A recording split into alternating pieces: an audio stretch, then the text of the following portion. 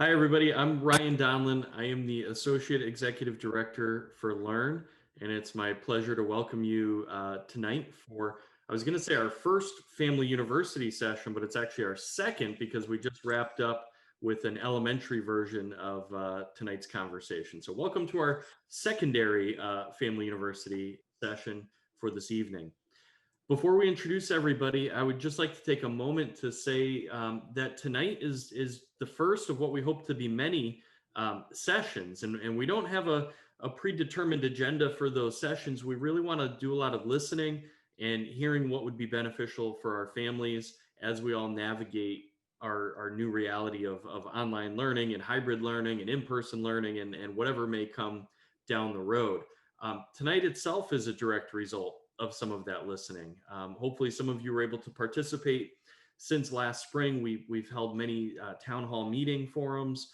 We've done many individual conversations, survey responses, and some of what we heard, we've tried to directly put into practice. We've heard a request for more synchronous time and more learning online and live time. We heard to focus on priority learning, to really streamline to what is most important and to communicate that clearly. We heard that we needed to reduce the number of online platforms, as this was a lot to manage and could be confusing. Uh, we also heard we needed to bring in an online learning expert, which we did, and that's Pam Santera, who's here with us tonight, and you'll hear from her throughout the evening. We also heard, and I should have started with this, I realize now, but we also heard a need to provide additional languages and support to our families who speak different languages at home. And we're very excited tonight to have multiple interpreters with us in different languages, such as Spanish, Haitian Creole, and I believe Mandarin Chinese, but I haven't seen them enter the room yet. And we'll speak about those options shortly. But let me quickly introduce you to our panelists for this evening. First up, we have Dr. Sue Iwaniki, who is our Director of Curriculum and Instruction. We also have Pamela Santerre, who I mentioned before, who is our Coordinator of Online Learning. And we have Carla Strecker, who is one of our Special Education Supervisors for Learn. So throughout the course of the evening, we will be hearing from all of them in different capacities with different tips of how you can help support your learners at home. So with that, one of the slides you may see if you're peeking over your student's shoulder as they're learning is a common technique for our teachers is to set some expectations for the day's lesson. This may be Zoom expectations, Google Meet expectations, and these are some very common ones that you may see. Be on time, be in a quiet place, mute yourself until it's time to participate. Um, Encourage students to participate and to be respectful in doing so. Tonight is more of a webinar. It's more designed for us to share some information with you, but also we encourage you to participate as much as you can through a few of our webinar features. And I'm going to kick it over to Pam, who's going to share those with you. Hi, everybody. So at the bottom of your screen, you're going to see 4 different icons. The one all the way to the left is the chat feature. We're going to use that throughout tonight to interact with you. Like Ryan said, right now we can't see or hear you. So the best way for us to interact with you is through the chat. The next feature that you will see is a raised hand feature. If we have time at the end of the session and we open it up to live questions, we'll ask you to raise your hand so that we can call on you and unmute you so that we can hear from you. We also have a Q&A feature. This is a great feature for you to ask us questions throughout the session, and we will stop periodically to answer those. We ask that you ask your questions in the Q&A button so that your questions do not get lost in the chat. And if the question does not get answered during today's session, it will record it for us so that we can get back to you later about that question. And then finally, at the bottom of the question, bottom of your screen, you're also going to see a small globe that says interpretation. If you would like to hear this meeting in a different language, just click on it and change the language for you. Before I go to the next slide, what I'd like you to do is practice using the chat at the bottom of the screen, the one that's all the way over to the left. And I'd like you to tell me, I see three families here tonight. Could you let me know what grades your children are in? 不知道大家能听见吗？在底下这个一栏上有那么一个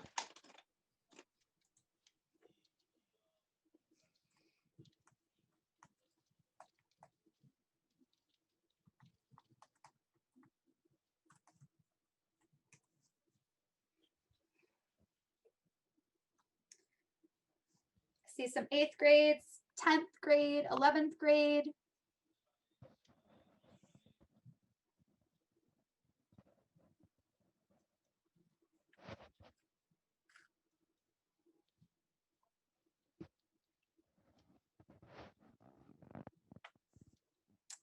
Okay, we're going to ask you one more chat question just to see how you're all doing tonight and have you practice that. My nieces love emojis. So look at the number next to the emoji that best describes how you're feeling right now. And please type that number in the chat.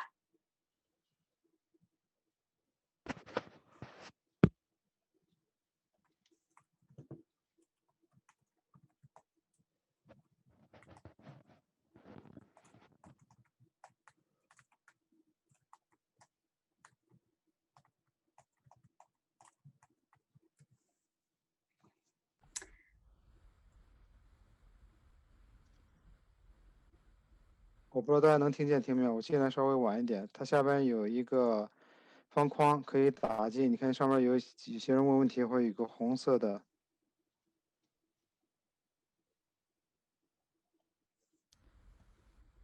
So seeing lots of ones, that's great. Lots of happies. Go ahead, Sue, I'm sorry.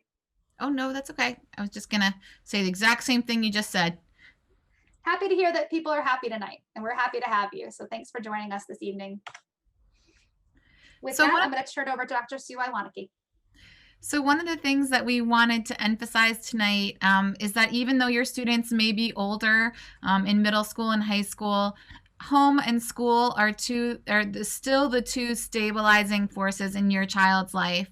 And we really need to make sure that we work together in order to make sure that your child gets the most out of their education. Our research would show that distance learning will not harm your child, but it will actually promote learning for your child if we have strong partnerships and communication between home and school. It's really a partnership between the school, your child's teachers, and you. So we wanted to ask so that we get an idea of how you're feeling and the kinds of perhaps challenges that you've been facing. What has been the biggest challenge of being both teacher and parent since March? We know that school closed unexpectedly in March. Many people, didn't even know they would have their child, engaged in online learning. Take a moment to just put in the chat, what has been the biggest challenge of being both a teacher and a parent since March?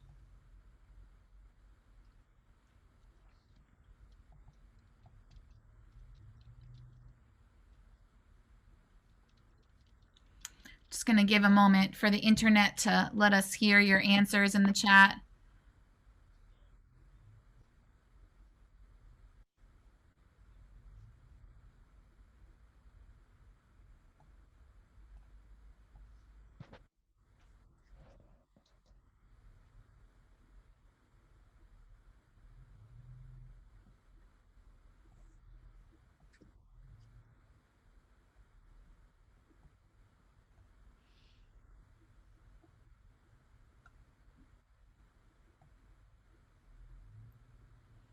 Thank you, Patrick. So ensuring that everyone is doing their assignments and trusting them to do it, that you've also been home. Thank you so much for sharing that. I appreciate that. We're definitely hearing that accountability and making sure that students are keeping up with it. Thank you, Jody. The additional teaching responsibilities on top of the regular therapies. Thank you. The balance is definitely tough. We are hearing that from multiple people. Thank you so much for sharing. So one of the disclaimers that we had for this evening is While we are going to give some advice on what's recommended as best strategies, we know that you know your child best. So while we may, ask you to make sure that you're asking your child questions in order to make sure that they're remaining engaged, or in order to hopefully see if they're able to keep up with their assignments, you know the timing of that, you know the scheduling of that. These are just our recommendations. No one has a crystal ball to know exactly what our school year will look like this year. As you know, right now, most of our schools are in a hybrid environment, and our goal is to get back to the full in-school environment, but we also realize that there will be some evidence of distance learning. So one of the questions that we asked ourselves as schools and as educators is, what does the research say about distance learning and quality education? So the research would say that distance learning has a low effect size, or what means a low effect on your child's education. So some people say, oh, kids and computers, it's a perfect match. Or kids and computers, it's not a great match. But actually, the research would say that it's not about whether or not there is a computer involved, but really the high leverage strategies of teaching and learning. And some of those, in a study of over 180 meta-analysis and 300 million students, some of the techniques that people have found in their research to be effective for students on the next slide are that you have deliberate practice for students, interactive videos, which hopefully you've seen some interactive, not just watching a video for a half an hour, but really having some sort of interaction and thinking about it. And strong student-teacher relationships, whether you're in kindergarten or whether you're in 12th grade, those have a high correlation to student achievement. We've also found that the presence of mobile phones has a negative effect on student achievement, and in some cases can reverse their learning or lower their knowledge of certain ideas and concepts. So with that in mind, and this is a huge tip for your middle school and high school students, our first tip is when your child is engaged in learning tasks, their phone should be off and should not be distracting them from learning. So I understand that might be a way that you keep in touch with them, or that they keep in touch with each other. But if you can try to encourage them or put some processes in place so that they're not using their phone during instruction, that will help them to remain more engaged and to get a better quality instruction. So now I'm going to introduce you to Ms. Carla Straker, who's going to give you some more information about back to school basics and supporting your middle and high school students. Thank you, Sue, and welcome everyone. Our strategies that we're going to provide, or tips this evening, are focused on back to basics. The basics for social, emotional well-being, the basics that have to do with establishing good sleep and routines, and that's going to lead us right to our second tip, which is establishing routines. And when we think about what school provides in the traditional sense, it does provide a pretty strict and regimented schedule, routine for our middle school and high school learners. There's a set beginning time, a set end time. Our learners are going from course to course, and that correlates with a certain time of day. So we can still work on establishing some of those routines in the distance learning format. And we can do so by thinking about what are the pieces to your home life that are set, that happen every day, that are predictable, and then melding them into the routines that are provided through like your child's student learning plan when they're on their distance days. So we have a few examples or an example of a schedule for high schoolers and middle schoolers to share with you. And this is just one example. As a middle school schedule, it could be translated to a high school schedule. That might help to kind of frame how the day might look for a middle schooler or high schooler. So you'll see that this could be used daily, and the subjects can be changed or adjusted based on, if your child's on a block schedule or on a 7-day or 7-period rotation schedule, that can be adjusted, and there's times that are associated with each subject area. But you'll also see this schedule shows like a morning program, there's a free time in there. Time to go outside, take a break from the computer, take a walk outside midday to kind of recharge your brain, get some fresh air. And then this schedule then picks up on this slide with an afternoon schedule. You'll see there's additional coursework. There might be some communication time scheduled into your learner's day, some time to reach out to teachers, to ask questions, to communicate with other classmates on joint projects or to collaborate, ask questions amongst each other. And then this day, this model day wraps up with a bit of creative time, maybe finding something that your middle school or high school enjoys to do. Lots of middle schoolers, really high schoolers, love art or reading quietly, finding something that really fuels passion and sticking with it. And then you'll see this last piece here. We didn't forget about chores. We think that chores are really important as well. And especially for middle schooler and high schoolers, it establishes a sense of responsibility, allows a middle schooler or high schooler a chance to chip in and support you as a parent who's probably doing multiple roles at home at the same time that your child is learning. So we really do encourage scheduling in chores and thinking about that in your own routine. So to recap, think about when you're establishing routines, identify the areas of self-care that your child needs to establish those routines. Develop a schedule. And if your child needs help or your student needs help creating a schedule, many middle schoolers, even high schoolers, struggle with executive functioning. They might need some help with that, or reach out to your teachers to get some support with that. Make sure your student is ready for school each day. Give positive feedback when your middle schooler or high schooler is following the schedule, and perhaps give feedback when they don't follow it. Develop a list of chores that might need to be completed daily. It might be run a load of laundry while you're working from home on your distance learning day, or sweep the floor as an active screen time break. Those would be great things to do in the middle of the day, and also get you up moving and you're not on a computer so often or for so much time. And then avoid negotiating schoolwork versus chores. We already have this balance that's been interrupted, and lines have been blurred from workspaces, home versus school. So we don't want to pigeon or set one item against the other, and we don't want to negotiate, well, you do your schoolwork or your chores. We want to work in conjunction with you and blend that idea that we can learn also and have a functioning household all at the same time. I'm going to transition to Ms. Santerre, who's going to share with us our next tip.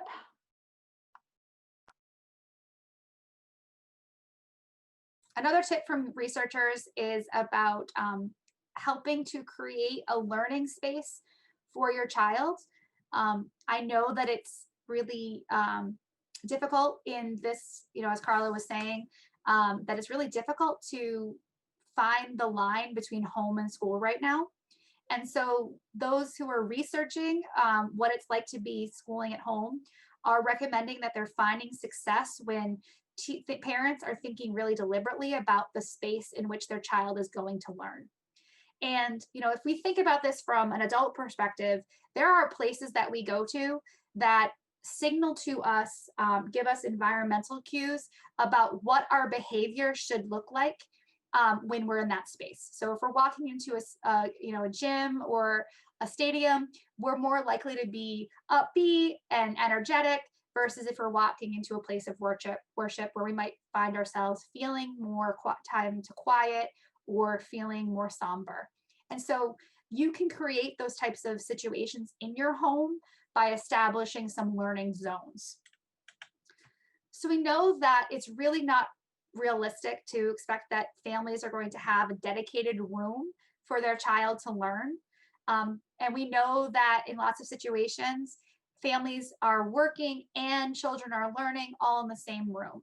So one of the things that you can do to help give your child their own learning space is to use some headphones with a microphone that will allow your child to help distract or help eliminate the distractions that are happening around them and to really focus in on what's going on in the classroom. The microphone will also help them be heard as opposed to all of the other distractions that are happening. You can see that I have my bright green headphones on. And the reason that I started using those is I have a 2-year-old niece who's here a lot, who likes to be very loud and play. And I have a puppy who also likes to be very loud. So the having my headphones allows me to tune out those distractions. And when I have my microphone, that means that the rest of you can't hear those distractions as well. Especially with our older children too, another thing that those headphones will do is give them some privacy in their learning. In talking with students, a lot of them are sharing that they feel rather awkward having having their parents around and listening to them learning. And so having the headphones might help your child be able to differentiate between school and home. Another recommendation is, if at all possible, have your child's learning space be not in the bedroom. Our bedrooms, when we go up into our bedroom, it signals to us that it's time to go to sleep, or for our children, they might feel like it's time to go and play. And so if you can have a space outside of the bedroom for the child, that might be better for them. And that way you would also keep an eye on them too. In our last session, parents were talking about, the idea that their kids were getting distracted by other things that were on their devices. So if they're away from their room, that helps you be able to monitor them. Another thing, if you can't have the child be outside their bedroom, think about where they're sitting in the room. Having them sit on their bed may not be the best place to help signal to their brain that it's time to learn. So if you have them sit on a chair or on the floor, that might help them feel more focused. It also, thinking about this too, help think about what's in the background, right? So in the bottom corner over here, we have this child who is younger than your children, but he's sitting with his back against the wall. So for the most part, except for this little corner over here, the child is, all we can see is this brightly colored background, versus this friend that's up here. We can see into the child's house, and the other family members who are in the house may not know that they're on camera and being broadcast to the homes of others. And so helping your child find a good place where their back is against a wall or in a different place that's not so distracting or may violate some of the privacy barriers of your home would be really helpful.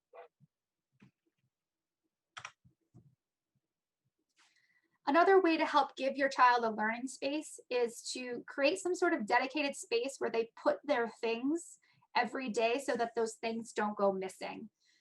We know, there's, especially with our middle school and high school children, there's lots of books, notebooks, binders, supplies that can get lost in the day-to-day bustle if there's not a dedicated place where they go so they can have their things. And children are reporting levels of anxiety when they are going to a class session and they don't have the right thing that they need for class that day. So if you can put together some sort of basket or box, or even have it be in the child's backpack that they can pick up and carry to their learning space. I've seen some really creative things where people have a locker that the kids go to, and they put their book or thing for that particular class and take the next one out. That helps signal that routine to your child's brain that it's time for learning, and it also creates some sort of shift in your brain. So just to recap, please try to identify a dedicated workspace for your child, ideally not in their bedroom, on their bed. Try to keep that space consistent every day so that your child is forming some routines and habits in relationship to that space. Find a place that you can keep the supplies that you need for the learning in that space, or have the child pick it up and move it to that space. Talk to your child about developing a plan for when your child is taking breaks and getting up and water and food. My friends who have middle school age children, especially our middle school boys, feel like their child is eating all day long because all they're doing is getting up and snacking all day long. So it's okay to set a routine with your child about having a lunch time and a breakfast time and a snack time, so that there is a routine and a schedule that the child is getting into. And another thing to do is think about talking with the other members of your family about establishing some ground rules for the use of that child's learning space. For example, if the child is learning in the living room, it may not be appropriate for a family member to be playing video games or vacuuming or watching TV while the child is trying to learn. And finally, as I said before, help your child find some ways of getting up and out of that space when they're doing something other than learning that will just help stick in their brain that this is my place for learning. It's not my place for anything else. So we want to give you a minute to process and make some new learning in relationship to the few tips we've just shared before we move on to some other things. So in the chat, could you share with us some of the things that you can do to help support these basics with your child?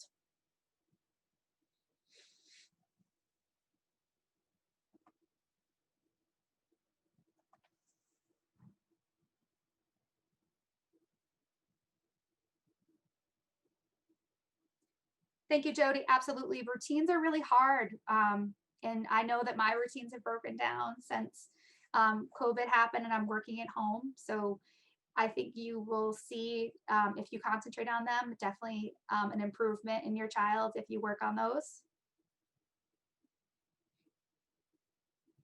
Ryan, absolutely. Snack time is hard. Snack time is all day long in my estimation. So absolutely.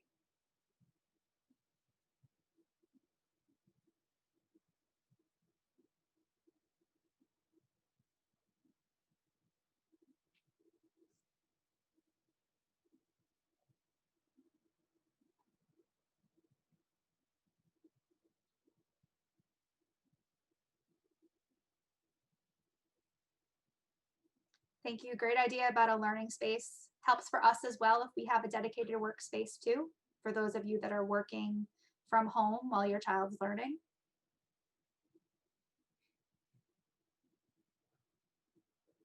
Patrick, I hear you that having 4 children at home and 1 parent is really hard. I think that if they're sitting, if the expectation is the child is sitting at the desk to learn, that's great versus sitting on or laying down on the bed. So I think you're on the right track with the desks. So with that, I'm going to turn that over to Dr. Donlin, who's going to talk to you about some screen time. All right, favorite topic in my house with my kids is screen time. Are we on our devices again? So as we talk about screens, actually, before I jump into screen time, just a reminder, if you do have any questions or topics you'd like any of the panelists to address, go ahead and click on that Q&A area and put that question in there. We want to tailor what we're sharing with you to meet your needs as well. So back to tip number 4, screen time. From a research standpoint, there's not a lot of great data around how much screen time for educational purposes is the most appropriate. We do have ample data around recreational use of devices, but really what it comes down to is figuring out what's right for your students, your children at home, and for your family. So one of the areas we go to for answers is the American Academy of Pediatrics, and in even that group acknowledges that there's no one size fits all answer when it comes to setting amount of screen time for our kids. One of the great resources that we've been referring to throughout some of these tips is the distance learning playbook for parents. That is something available online if you wanted to purchase it, and Pam's holding it up there with that purple cover. Great resource, a lot of great tips, and a lot of great ways to approach learning at home. Since there's no one size fits all, it's not a clean answer that we can offer you. We really do suggest that you make a family plan about what is most appropriate. Thinking about how much time are kids spending in front of the screen to do their learning versus how they're using that screen time to unwind or even connect with their friends. The reality is a lot of our students right now, especially our older students, aren't having that physical in-person one-to-one connection with some of their friends. So to not feel disconnected from one another, a lot are using social media or using their technology devices to have that interaction, which is also really important. So at the end of the day, we have to look at balance, and some of these questions are geared more towards some of our younger students, but really, what is that balance for our kids regardless of age? How much of that time is spent in front of the screen? How much is spent interacting with others, whether it's on the screen or live time? Are they doing other things? Are they working? Are they doing things around the house? Are they actively engaging with their family, or are they seeming a little bit more withdrawn? If something seems out of balance, it's probably time to examine that balance of screen time for your own kids. The other thing we want to mention is that our teachers have been challenged to really think through screen time as it relates to instruction. I mentioned that human connection and human interaction. one of the things we heard loudly from our loud and clear from our parents and from our students as well is a desire to have more interaction and more involvement with one another in instruction. So it's not just, playing a video, or it's not just putting on a worksheet for kids to access. It's how do we think about instruction to get our kids working together, whether it's through the screen or not. Teachers are also really actively working to incorporate breaks. How do we pause that screen time throughout the course of the day? It's easy to fall into that routine of following the schedule, but it's a whole different experience to follow a full day schedule online than it is in a classroom. So teachers are really trying to think through, how do we provide some movement breaks? How do we provide some opportunity to get up, move, get away from that computer for a little while and process new learning? The other thing we want to mention is not to lose sight of the importance of reading. Our teachers are really working hard to prioritize instruction and to say, these are the lessons and these are the pieces that are most important for our kids to walk away with. But we can't lose sight of the value of reading every day. In general, a lot of research suggests that kids of all ages should be engaging in text for about 90 minutes a day. And of course, that can go up and down based on the age of your kids. But we can't lose sight of reading in this digital world. But reading encompasses many things. It's not just reading a novel. It's not just reading a handout from class. It can really be comic books. It can be graphic novels. It can be the sports page. But are our kids actively engaging in reading? Because that's a really important way to set themselves up for continued success, not only in school, but after school as well. So to sum it up, in terms of tip number 4, there's no right or wrong answer when it comes to screen time. It's not inherently good or bad in and of itself. It's how are we using it and what's the benefit we're seeking? Is it academic? Is it leisure, recreation? Is it an opportunity for our kids, especially the older kids, to really connect with one another and maintain that sense of relationship? There's great apps, some that really support what our kids are trying to learn, and some that aren't so great. And we encourage you to lean on your teachers and your schools to get some advice on some of the apps that our kids are using. We encourage all of our learners to set regular tech breaks, to get up, to walk away from that computer, put down those Cheetos that my kids are always eating while they're learning, and really get out and try to move away from the screen for some time. And that last tip, I think, is really important, not just because I was an English teacher. We have a couple English teachers, recovering English teachers on the panel tonight, but really because reading is fundamental to future success in college and beyond. So let's not forget about the importance of getting involved in text. I'm just going to add to Ryan, a recovering English teacher here as well. If you can get these books or texts on old-fashioned paper, it's better for your child's brain and actually better for our brains. We learn more when we're reading something on paper than we do when we're reading on the screen. So I think one of the messages that we wanted to communicate tonight, and this is tip number 5, is to be involved in your child's education. And I just want to acknowledge and say how much I appreciate Jody's question in our Q&A. Has there been any research in terms of types of instruction that work best for distance learning versus on location instruction? And what I would say is there has been, but we also know that it also varies by student. So really some of the research that's coming back looking at giving students choice and providing them with feedback are some of the components in instruction that really help them to remain engaged. And that is where you come in terms of being involved in your child's education. Even though they're capable of being independent at a middle school and high school level, we still want you to try to think of ways that you can connect with your child in terms of asking them questions about what they're learning and thinking about ways in which they're reflecting on their own learning process. So if you look at our next slide, I'm actually going to pause you 1 second just to finish answering Jody's question. Jody, if you're interested in researching or supporting or supplementing your son's education, not a sponsor, but the Distance Learning Playbook actually talks about some of the research-based practices that teachers can do, but also in this one, parents can do. There's an accompanying one for teachers that work really well in an online learning format. So if that's something that you're interested in, you're looking for more, I'd suggest picking this up. Sorry, Sue, keep going.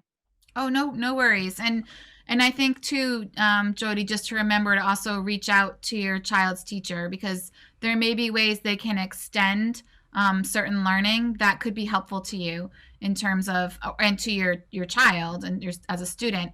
The teacher might not know that certain activities he's not finding engaging. So one of the ways to kind of gauge, sometimes I know, having taught high school for over a decade, I would ask a student, what are we learning, or what are you doing? And I would get, I don't know. I would get sort of a not a real long answer to that question. But if you have the chance to really, establish a routine that you're going to ask these questions, it helps students, number one, because right now they don't have the same types of routines. So it helps their brain to know, oh, mom or dad's going to ask me what I'm learning, and they're going to expect me to have an answer. And then why are you learning it, and how will you know that you've learned it? And that's where the student can actually self-regulate a little bit. Oh, that's a good question. I think if I finish it, I'm done. Is that all that they need to, or is there something that they need to show details, or did they need to show their work, or do they need to know how they solved a problem? Those are the types of things where if you have that dialogue with your student, you can also determine if they're telling you, like, I don't know how I'll know if I've learned it, where you might want to help with the communication with the teacher, especially right now in this digital age. So thinking about those kinds of questions from an academic standpoint, you also want to think about how can you check in on an emotional level, particularly right now for high school students and middle school students. Not being with their friends in person, for some of them has been a huge struggle. For others, it's been Shangri-La, and they are so happy to have their own independent learning pathway. But I think we really need to make sure that we're working together to check in with them. And questions like, what was your favorite part of the day? What was your least favorite part of the day?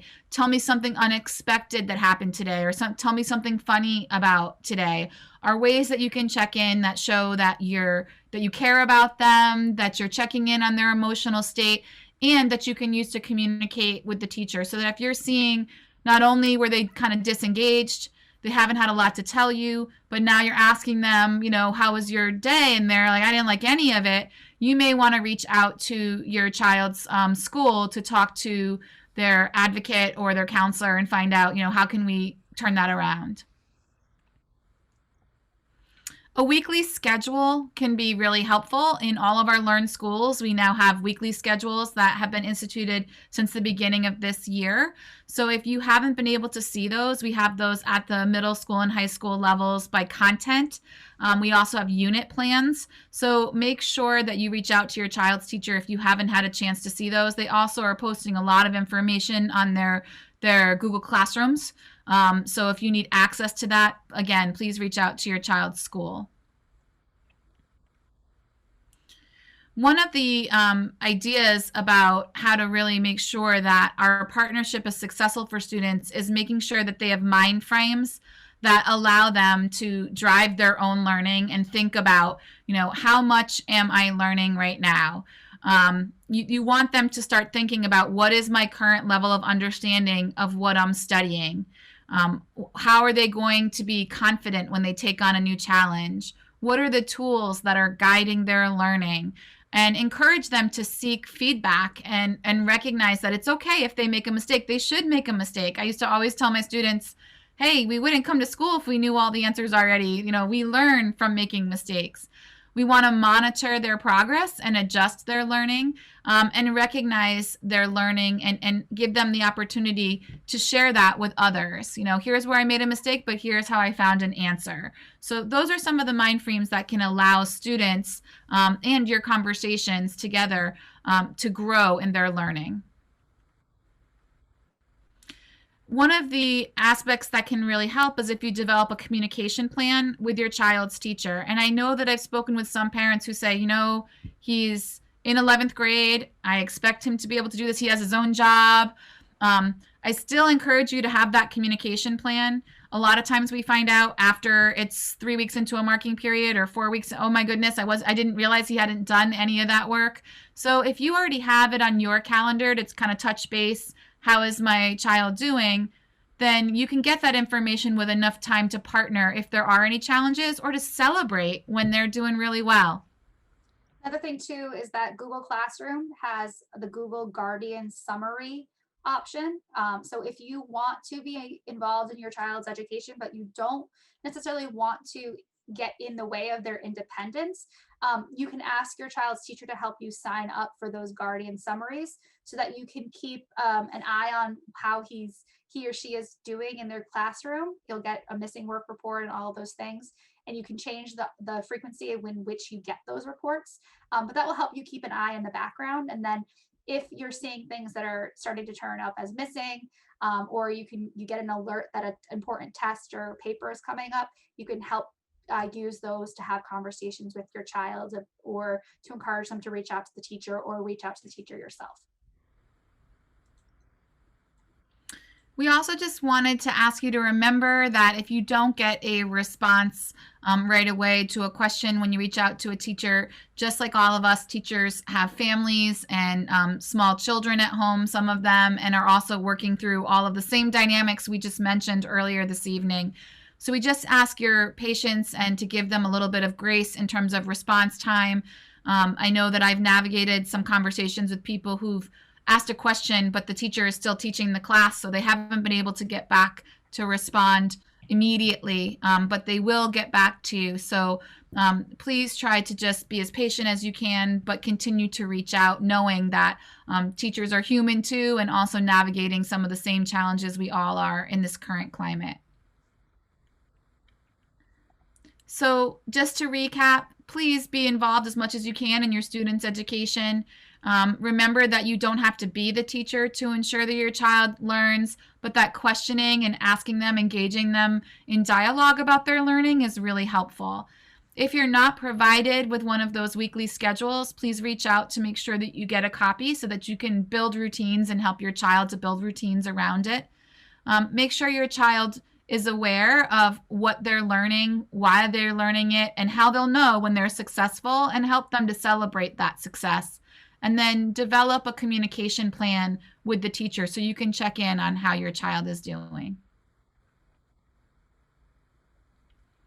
So I think we wanted to just go ahead and talk a little bit about some of the health factors involved with your child. And it's my pleasure to introduce Ms. Carla Stryker, who's going to tell you a little bit more about ensuring that your children get sleep. Thank you, Sue. And I just saw a nice comment that I was smiling about. A little shout out to one of our teachers at our Ocean Avenue Learning Academy. Someone had mentioned that she's doing a fantastic job, and I will absolutely make sure I relay that information to her. I'll see her tomorrow. So thank you so much for sharing that. That's great. Makes me very happy to hear.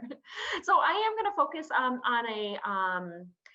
another topic that kind of links in a little bit closely to the tip I spoke to previously, which was tip 2 about routines, and is ensuring that your children or your young adults have enough sleep each night. There are some pretty serious health consequences that could happen without, or for individuals who are not getting enough sleep.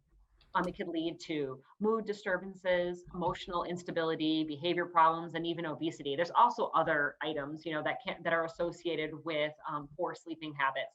And we want to encourage you to, even with our older learners, establishing those sleep routines and reinforcing at home that having a good night's sleep is going to make you ready to learn the next day. I know I absolutely need my sleep in the evenings to prepare myself for my work day the next day. My daughter absolutely needs it. And it's really important, especially for our middle schoolers and high schoolers. I have taught in middle school for a very long time, and middle schoolers, I think on the weekends can sleep the whole weekend away, but then on the weekdays are up, 2, 3 o'clock in the morning. And I used to be horrified with the times they used to tell me that they would go to sleep. But we really want to reinforce those good sleep habits. This slide that you see here is a recommendation from the Sleep Foundation. It's their guidelines, and for the purposes of our 6 p.m. session this evening, we're talking to families who have middle school and high school aged learners, and you can see that in that range of 14 to 17 years old, the recommendation for sleep is 8 to 10 hours of sleep. That's the recommendation. It might be appropriate, on that a little bit skew away from there, maybe 7 hours or 11 hours in the evening, but less than 7 hours or more than 11 hours is not quite right for that age group. So we really want to kind of be shooting for that 8 or 9 hour mark of sleep each evening. So I'm going to take a minute to pause and let you take a minute to comment. You can comment, how are you doing with your sleep as a parent? You've got a lot that you're juggling, and how are your students doing with their sleep? You can leave those comments or messages in the chat function. While you're commenting, I just wanted to comment as well as that when I learned about this idea of the sleep thing, I always thought too, like, oh yeah, teenagers, they just need a lot of sleep. They need to sleep all the time. And actually what the representative from the National Sleep Association was saying was, with your child is sleeping all weekend long or is sleeping more than 12 hours, it actually indicates that either they're sleeping too much or they're sleep deprived, where maybe they're going to bed too late and having to get up really early on the weekdays.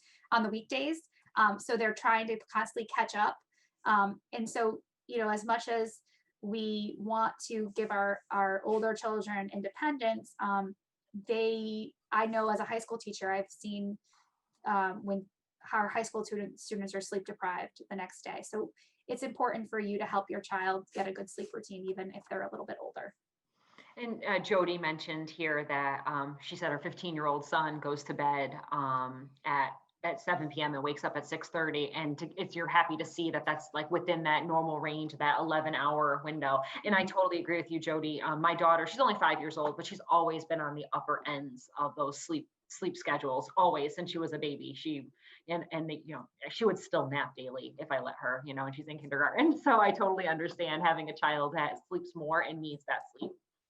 And Patrick has shared that he sees his children staying up later since they don't have to go into school. So that's delaying maybe the start of the school day. Patrick, I would encourage you, you can think about like exercise level too, and establishing good sleep routines. And that's going to kind of lead us into our next few topics here. So another, just like, we talked about high schoolers, if they get off track, and we have a time change coming up this weekend, if you're off, this is a great strategy for adults too. If you're off track, a good strategy is to set a 10-day goal to reset yourself on a good sleep pattern. So you'll see in this model, on day one, maybe 9:48 is a little too late for a bedtime. And then over the course of 10 days, by going to bed a little bit earlier each evening, the individual has reset their bedtime to 8 p.m. It's an easy way to not feel totally thrown off by a sleep change. And some recommendations or some advice here. It's still okay for middle schoolers and high schoolers to have nighttime and bedtime routines. You might consider avoiding video games in the evening. I know that's something that keeps our middle schoolers and high schoolers up to late hours of the night. That talks a little bit to what Mr. Donlin was sharing about too much screen time. Establishing those bedtimes and sticking to them as a parent. You might want to have that conversation with your student about what is an appropriate bedtime for a middle schooler or a high schooler. And then this is something that middle schoolers and high schoolers and adults I know suffer from, is that last bullet about avoiding electronics emit blue light at least 1 hour before bedtime. We really want to try to stay as far away from that light as possible. It really disturbs our functioning in our brain. It makes it hard for our bodies to settle down and go to bed. Thank you, Carla. Yeah. Our final tip is to help your child be aware of and follow, the video class etiquette. Just like teachers have routines and structures in school, your child's teacher has probably helped them set some expectations for what is and what is not appropriate on their video class. They can vary from teacher to teacher, from grade level to grade level, but with your child being home, your student may need your help with, getting into those expectations. So you may see something like this, which is asking your child to have the materials ready before class so they can join on time. It's definitely useful for your child to stay in one spot rather than walking around the house. It's just distracting for them and for the teacher and their classmates. helping your child know when and how to mute themselves in case there's a distraction happening in the background, and encourage your child to keep the camera on. While we don't ever want to mandate that the child has the camera on, help them understand what, talk to them about why they may not want to have the camera on. Not only does it help the teacher, get to know and create a relationship with the student. They also look at the visual cues that are happening to see if the children are learning or are understanding the material that's being presented. And if they get visual cues that the children aren't understanding, they might stop or reteach or think about it a different way. And I can't see your faces right now, and I can tell you it's really difficult to know if you're still there or if I'm speaking to empty air. So if at all possible, help your child keep that camera on. They may feel self-conscious about being on camera and seeing themselves because there's no filter, there's no, might be the bad angle. So you can actually teach them to turn their self-view off, and that might make them feel a little bit less self-conscious. But if there is a concern about, your child's camera being on, violating the privacy of, your household, just reach out to your child's teacher or the school and just help them, understand what's going on. That way, maybe there's a solution that we can work on. And just to clarify, live sessions are class time. And so, it's important that children are treating each other with respect during those class sessions. Our Learn teachers are using all kinds of ways of helping make sure that those online sessions are respectful times. But if there's something that happens during the class and your child tells you about it, please reach out to the teacher and let them know what's happening. If it's something that's dangerous, interrupt the class. If it's not dangerous, please reach out to the child's teacher. He or she may not know that it's happened. And so we definitely appreciate heads ups like that. But having said that, especially at the older age, think about giving your child some privacy to learn. I know that a lot of the students are reporting that they feel self-conscious learning or making mistakes or answering questions or engaging in discussion when their parents can hear. So if you can give them some sort of space to learn, you may see that their engagement in the online class goes up because they feel less self-conscious that you hear. Our students are reporting they don't want to be wrong in front of their parents. And so just, giving them some space would quite help.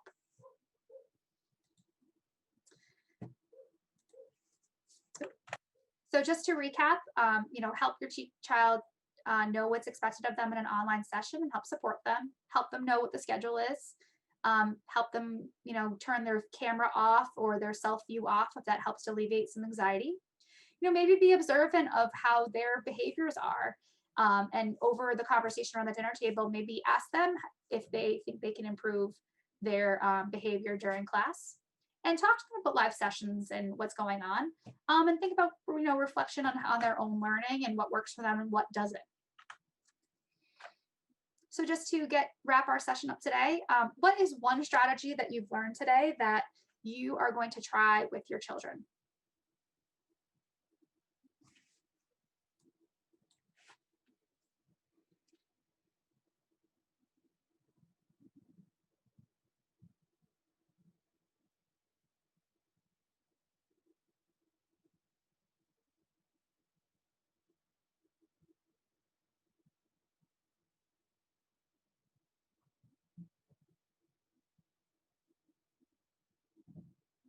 Jody, great. The asking them, what are you learning?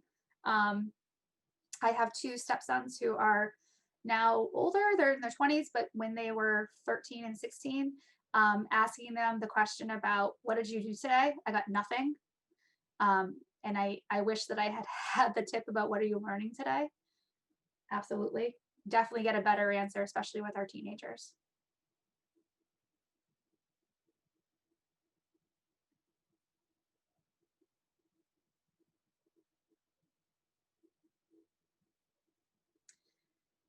Yeah, that blue light is really insidious. It's something that I've been trying recently myself too, and it definitely makes a difference when those electronics get shut off. And even with, Patrick, I think your children you shared earlier, children are a little bit older. Even, the way that you introduce it to them, makes a difference, rather than saying it's a rule that electronics need to be shut off. More of, it will really help you sleep better if you take a break from your electronics or shut them off or flip them over at a certain time, about an hour before you go to bed. Giving them that choice and that responsibility for taking, some ownership in their sleep is important. Thank you, Jody. Thank you, everybody. Before you leave, here's some, we'll be sending these out to you in an email with your, all these resources and videos from today's session. But before you leave, if you don't mind, just quickly taking our survey and letting us know how we did. It's a 2-quick question.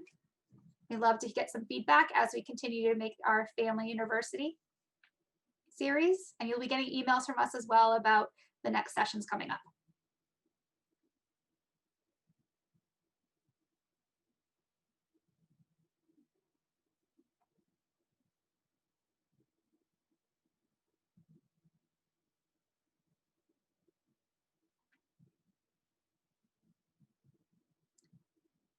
Thank you, everybody. And please feel free to reach out to me if you have anything else. You'll have my email and the panelist email in that follow-up email. And please feel free to reach out at any time for support. I'm here and happy to meet with you via phone or via Zoom to answer questions and help you to strategize. And thank you for all you're doing at home to support your children's learning. We really appreciate it. And we also want to say a special thanks to our translators for, again, staying for their second session tonight and translating. Truly appreciate it. Have a great evening, everybody. Thank you.